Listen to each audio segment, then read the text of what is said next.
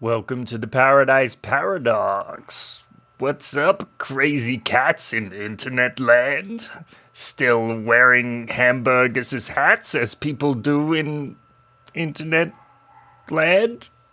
So it's just just me chilling. Aaron's been on a spiritual journey in Thailand for a few weeks. That's why you haven't heard from him. I wanted to fill you guys in on some interesting research I've been doing about homeopathy, because the thing is with homeopathy, well, I've had one experience, and from what I could tell, it was a positive experience. I had a recurring problem with enlarged capillaries in my eyeballs. I get pink eye at various occasions, like every 3 to 6 months. My eyes would turn bright red, and I'd look like the Terminator from Terminator 1 when his eye thing falls off.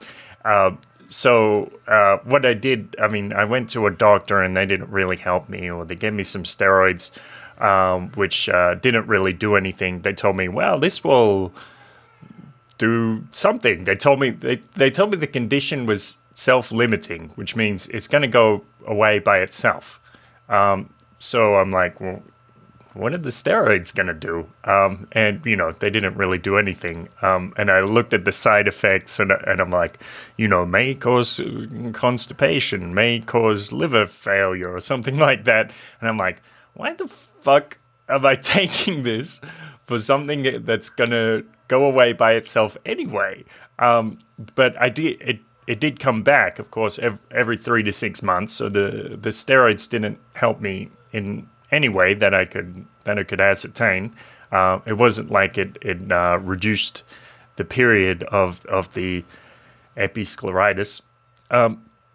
So about a year and a half ago, I went to a homeopath, and he told me it was conjunctivitis, and I was like, I don't think that's right. I think it's actually episcleritis. It's what the optometrist said. But he said, well, look, I'm going to give you these pills, and there were three pills, 3 kinds of pills, each kind of pill suspended in an alcohol solution, sugar pills in an alcohol solution, and you're going to take one with breakfast, lunch, and dinner. That's what I did for about 2 weeks. Now, I wasn't very strict with how I took them, but I more or less took them. So the condition went away. It came back one time, and then it hasn't come back since. So that was about a year and a half ago. So some people will say, well, this is just a placebo. It's just a coincidence. Well, I have to wonder how true that is, because of course with the steroids, I took a kind of placebo with the steroids, if you will, even though it's supposed to have real effects. They didn't make such a bold claim as the homeopath. He said it will go away forever. So I'm like, okay, if it is a placebo, does that just mean that the guy can just, be bold with his claims, and that's what makes it work? If so, that's very interesting, because in that case, doctors should just be exaggerating the effects of their medicines left and right in order to help their effect. But the other thing is, placebos, typically the effect of a placebo is short-lived. So in that case, I would have expected a similar effect to the steroids. Like, the thing goes away and comes back later. That's what you would expect from a short-lived placebo, not a permanent effect that apparently cured me. So that was interesting. But that's only one case. It's an interesting case, but only one case. Only an anecdote, if you will. So that doesn't, there's nothing there that gives us scientific evidence, or at least to a normal standard. Then I started looking around, because I've read a bit about this, and I knew that There are quite a lot of studies about homeopathy, both for it or against it, or that is showing a positive effect or showing no effect. I don't think there are any showing negative effects, or very few perhaps. But of course, whenever I mention this on the internet forum or something, on Twitter or whatever, people start attacking me and they say there is no scientific studies that show a positive effect for homeopathy, and somehow they managed to change their Twitter feed into superscript so it goes into the screeching falsetto. I don't know how they do that. Then it's like they have this like retreating argument, like I say, well, okay, there are these there's this scientific evidence that shows a positive effect from homeopathy, and they say, well, there's no peer-reviewed ones, and I say, well, have a look at this, and then they say, well, there's no ones on PubMed, which is a popular site where people publish peer-reviewed studies, and they say, well, have a look at this, here's one, and then they said, well, there are no good ones, and that's kind of true, because it is more difficult to find ones that are quite strict, and sometimes they rely on self-reporting of symptoms, and less objective measures of the symptoms. So that's quite a valid criticism. But the thing is, as well, I mean, most of these studies need to be criticized quite closely, because even the ones that show the positive effect normally don't use individualized homeopathy, which is how it works out in the wild. The homeopath will sit down with you, give you a consultation, and tell you, hear about all of your symptoms, and not just the symptoms specifically relating to your eyeball, but all about, depending on the case. Sometimes they need to ask questions about your diet, what you're eating, what foods you hate, and all this sort of thing. They need to get like a full profile. Depending whether it's I forget the term, but it's like if they're treating you or they're treating the entire body, it's a constitutional remedy, and if they're treating the symptoms, then they have a different name for it. So there aren't a lot of those studies around. Well, there is at least one study that is a review of the data, a meta-analysis, that shows positive effect by reviewing these studies about individualized homeopathy, and at the end the authors say, well, this requires further study. The other thing is, what a lot of the critics will say is, well, homeopathy is water at a very high dilution, and that means it's water. But they don't just say, well, that means it's water. They say that means it's just water. That is to say, its properties are identical to tap water. Now, that's actually a logical fallacy, because they're saying that because the water molecules are the same, they're all H2O. That means pure water that's from the tap, or pure, distilled water, or pure water that's been treated in a homeopathic process should be identical. But that's a fallacy of composition, because the thing is, you can have things that are the same, individual items that are the same, but that doesn't mean the sum of the parts are always going to be equal. So, for example, if you have one atom of oxygen, yes, we can say scientifically, according to those guys, one oxygen atom is identical to another oxygen atom. You can't tell any of them apart. But when they combine, you have oxygen 2, oxygen 3, oxygen 4, and oxygen 8. Each one has separate properties. So it's not as simple as saying, well, oxygen is oxygen and it's always going to be oxygen. No, it's not. No, it's not, because the oxygen atom can combine in different forms. Likewise, we can say that water can combine in different forms. And that's not just something, an airy-fairy homeopathic claim. This is a real claim.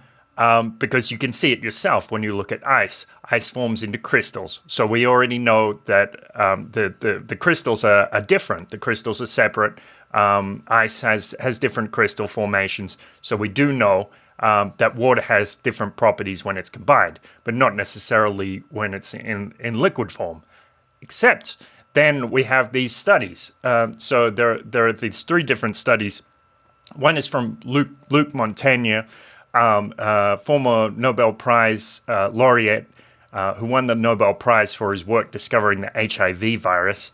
And someone criticized me saying, well, you can't just say that because he's a Nobel Prize laureate, that means he's correct. I didn't say that. Did not say that. I'm just saying it's a fact. He is a Nobel Prize laureate. He's a scientist, and probably a pretty good one. Doesn't mean he's God. Doesn't mean he's absolutely correct. But that's his profession, and he is an expert in that field.